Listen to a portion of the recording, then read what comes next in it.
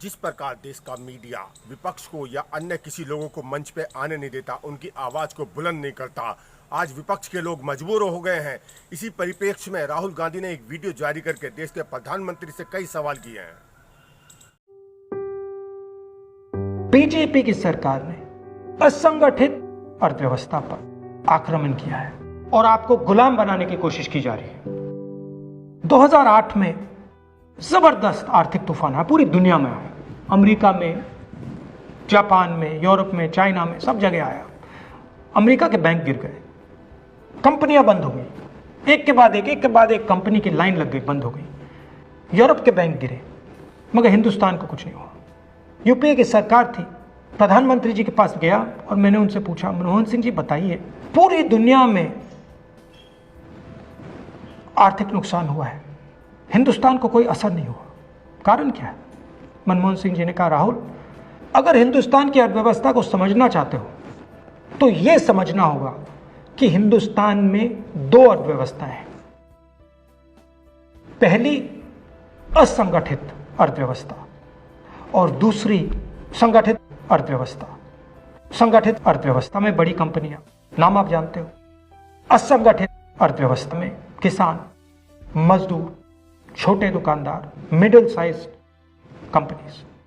जिस दिन तक हिंदुस्तान का असंगठित सिस्टम मजबूत है, उस दिन तक हिंदुस्तान को कोई भी आर्थिक तूफान छू नहीं सकता। अब आज के दिन आते हैं। पिछले 6 साल से बीजेपी की सरकार ने असंगठित अर्थव्यवस्था पर आक्रमण किया है। 3 बड़े उदाहरण तो मैं आपको अभी दे देता हूं। नोटबंदी, गलत जीएसटी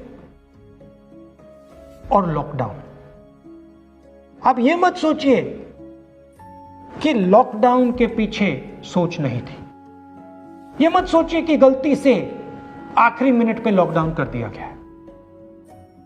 इन तीनों का लक्ष्य हमारे इनफॉर्मल सेक्टर को खत्म करने का है।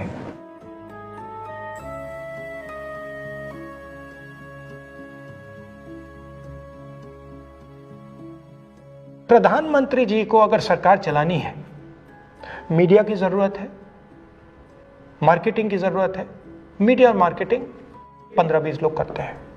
इनफॉर्मल सेक्टर में पैसा है, लाखों करोड़ रुपए, जिसको ये लोग छू नहीं सकते।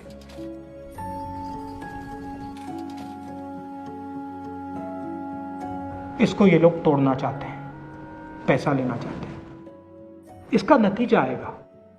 नतीजा यह होगा कि हिंदुस्तान रोजगार पैदा नहीं कर पाएगा। क्यों?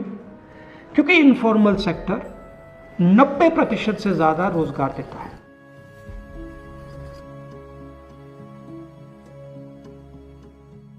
जिस दिन इनफॉर्मल सेक्टर खत्म हो गया, नष्ट हो गया, उस दिन हिंदुस्तान रोजगार पैदा नहीं कर पाएगा।